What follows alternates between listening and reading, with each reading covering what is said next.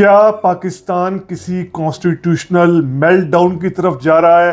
क्या पाकिस्तान में जल्द कोई बड़ा कॉन्स्टिट्यूशनल क्राइसिस खड़ा होने वाला है? पाकिस्तान में जजेस और एस्टेब्लिशमेंट के दरमियान, जजेस और हुकूमत के दरमियान इख्तलाफात, तनाव, डिफरेंसेस अब किसी से भी ढके छुपे नहीं हैं। किस तरफ जाएगी ये सूरत हाल? क्या पाकिस्तान में एमरजेंसी लगेगी? अगर एमरजेंसी लगेगी तो एमरजेंसी के लिए इस मर्तबा कौन सा मॉडल फॉलो किया जाएगा? पाकिस्तान में कौन कौन से मॉडल्स की एमरजेंसी लग चुकी है और पाकिस्तान के साथ साथ इंडिया में किस एमरजेंसी के मॉडल को फॉलो किया गया, आज हम जानने और समझने की कोशिश करेंगे रीथिंक विद उमर जावेद में। व्यूवर्स को रीथिंक विद उमर जावेद में वेलकम। आप में से ऐसे व्यूवर्स जिन्होंने अभी तक rethink with Umar Javed subscribe नहीं किया, हमारी रिक्वेस्ट है kindly rethink with Umar Javed subscribe करें। हुकूमत की तरफ से पूरी ये कोशिश की जा रही है कि सुप्रीम कोर्ट के जो हालिया फैसला आया है पीटीआई को सीट्स देने का, उस हवाले से उस फैसले पर अमल दरामद ना किया जाए। अब यहाँ पर जो बेसिक क्वेश्चन खड़ा हो रहा है वो ये कि जिस फैसले को सुप्रीम कोर्ट के 8 जजेस ने किया है, 8 जजेस का दिया हुआ फैसला है, उस फैसले पर अगर एग्जीक्यूटिव अमल नहीं करेगी, हुकूमत अमल नहीं करेगी, तो फिर सुप्रीम कोर्ट की रिट का क्या होगा, सुप्रीम कोर्ट के इन जजेस की रिट का क्या होगा और हुकूमत की रिट का क्या होगा।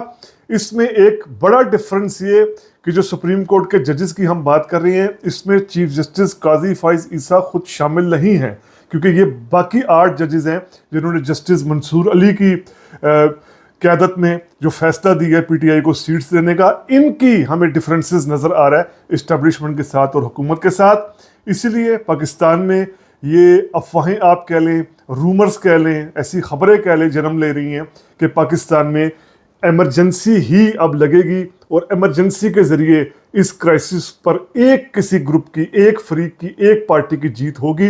वो ज़ाहिर बात है या तो एस्टेब्लिशमेंट विन करेगा या फिर जो अदलिया है वो विन करेगी। लेकिन पाकिस्तान में कि अगर हम हिस्ट्री को देखें और अभी भी जो हालात लगते हैं, जो आखिरी विक्ट्री होती है वो एस्टेब्लिशमेंट की होती है। लेकिन असल सवाल ये कि एमरजेंसी का मॉडल कौन सा फॉलो किया जाएगा। पाकिस्तान में अगर हम देखें तो एमरजेंसी के यानी कॉन्स्टिट्यूशन बनने के बाद, हम 1970 के बाद की बात कर रहे हैं, उससे पहले तो पाकिस्तान में ना कोई हालात थे, ना कॉन्स्टिट्यूशन था। अयूब खान की एक आमरीत थी, अयूब का दिया हुआ आइन था, या 1947 से 58 तक भी कोई हालात नहीं थे, कोई आइन, कोई दस्तूर नहीं था। गुलाम मोहम्मद का कब्ज़ा था, फिर सिकंदर मिर्ज़ा ने कब्ज़ा कर लिया, फिर अयूब खान का कंट्रोल आ गया। तो 70 के बाद अगर हम देखें पाकिस्तान में एमरजेंसी की 2 क्लासिकल या बड़ी एग्जाम्पल्स रही हैं और एक छोटी एग्जाम्पल रही है। पहली बड़ी एग्जाम्पल 1971 में जो क्राइसिस था पाकिस्तान का, जो उस वक्त ईस्ट पाकिस्तान, आज का बांग्लादेश, और पर ऑपरेशन चल रहा था और फिर सकूत ढाका जिस तरह हुआ, फॉल ऑफ ढाका हुआ। उस वक्त जुल्फ़िकार अली भुट्टो ने जब कमांड एंड कंट्रोल संभाली 20 दिसंबर 1971 को, तो मुल्क में एमरजेंसी डिक्लेयर की। उससे पहले भी जारी बात है मुल्क में जमहूरियत नहीं थी, यहिया खान का एक गासिबाना एक डिक्टेटरशिप थी, एक कंट्रोल था जिसमें उसने ईस्ट पाकिस्तान में लाखों बेगुनाहों को हलाक करवाया था, मरवाया था ऑपरेशन में। तो उसके बाद भुट्टो जब आए उन्होंने एमरजेंसी लगाई। और दिलचस्प बात यह है कि जुल्फ़िकार अली भुट्टो ने जब अपनी पूरी एफर्ट करके पाकिस्तान को पहला कॉन्स्टिट्यूशन दिया, यानी एक ऐसा कॉन्स्टिट्यूशन जिस पर सब पॉलिटिकल पार्टीज का इत्तेफाक था, जैसे ही ये कॉन्स्टिट्यूशन इम्प्लीमेंट होता है यानी 14 अगस्त 1973 को, तो उसके 4 घंटे बाद ही, इस कॉन्स्टिट्यूशन के इम्प्लीमेंट होने के 4 घंटे बाद ही भुट्टो अपने चुने हुए सदर फजल अली के पास जाते हैं और कहते हैं कि इस एमरजेंसी के ऑर्डर पर साइन करो। और उस वक्त के सदर फजल अली देखे बगैर ही साइन कर देते हैं। वो साइन होता है कि पाकिस्तान में एमरजेंसी का निफाज रहेगा, अभी बरकरार रहेगी एमरजेंसी। और इसके लिए भुट्टो आर्टिकल 232 को इन्वोक करते हैं, क्योंकि पाकिस्तानी कॉन्स्टिट्यूशन में जो आर्टिकल 232 है, 232 से लेकर 237 तक के जो आर्टिकल्स हैं, ये सारा एमरजेंसी को डील करने के हवाले से, एमरजेंसी किस तरह इम्पोज हो सकती है, किन हालात में इम्पोज हो सकती है, एक्सटर्नल थ्रेट का, इंटरनल थ्रेट का जिक्र सारा किया गया है। तो भुट्टो ने आर्टिकल 232 के तहत ये इमरजेंसी लगवाई जो मार्शल लॉ तक रही, यानी 1977 तक रही। फिर तो वैसे ही आइन सस्पेंड हो गया था। उसके बाद दूसरी एक मिसाल है, लेकिन इसको हम बड़ी इमरजेंसी नहीं कह सकते, ये नवाज शरीफ ने लगाई थी 28 मई 1998 के जो एटॉमिक एक्सपेरिमेंट्स पाकिस्तान ने किए थे। इसके बाद इकोनॉमिक इमरजेंसी एक लगाई गई थी मुल्क में। इस इकोनॉमिक इमरजेंसी के तहत हुकूमत ने फौरी तौर पर जिस तरह जो फॉरेन डॉलर्स अकाउंट हैं उनको ख़त्म किया था, और कुछ ऐसे मेजर्स लेने की कोशिश की थी कि जो पाबंदियाँ हैं, सेंक्शंस हैं, उनका किस तरीके से उनको कैटर किया जाए। ये एक इकोनॉमिक इमरजेंसी थी। तीसरी लेकिन सबसे बड़ी मिसाल मुल्क में इमरजेंसी की वो 3 नवंबर 2007 को, जब उस वक्त के सदर जनरल परवेज मुशर्रफ, जो उस वक्त आर्मी चीफ भी थे और सदर भी थे, इन्होंने मुल्क में इमरजेंसी लगा दी थी। इसका बैकग्राउंड भी अदालत, जजेस के साथ, अदलिया के साथ इस्टब्लिशमेंट की टसल थी। इस्टब्लिशमेंट से ज़्यादा बेहतर कहना होगा मुशर्रफ के साथ जो टसल थी जजेस की, ख़ास तौर पर इफ्तिखार चौधरी, उनके जो हामी जजेस थे 60 से ज़्यादा सुप्रीम कोर्ट में और मुल्क की चारों हाई कोर्ट्स में, इनको इस इमरजेंसी के तहत 60 से ज़्यादा जजों को की नौकरी ख़त्म कर दी गई थी। इनको हाउस अरेस्ट कर लिया गया था।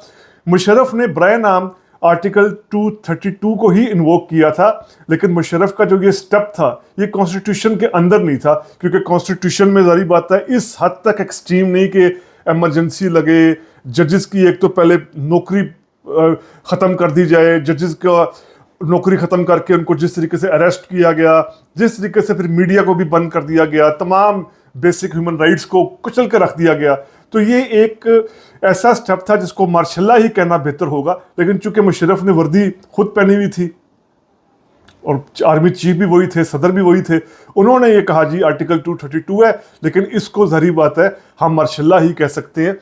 अब जो हमने ये 3 मॉडल्स पेश किए, इसके साथ एक पैरेलल मॉडल है इंडिया में इमरजेंसी का। 1975 में इंदिरा गांधी ने 25 जून को जो इंडिया का आर्टिकल है 352, इसके तहत सदर से ये इख्तियारात लिए कि मुल्क में इंटरनल सिक्योरिटी के हालात सही नहीं है तो इमरजेंसी का नफाज कर दिया जाए।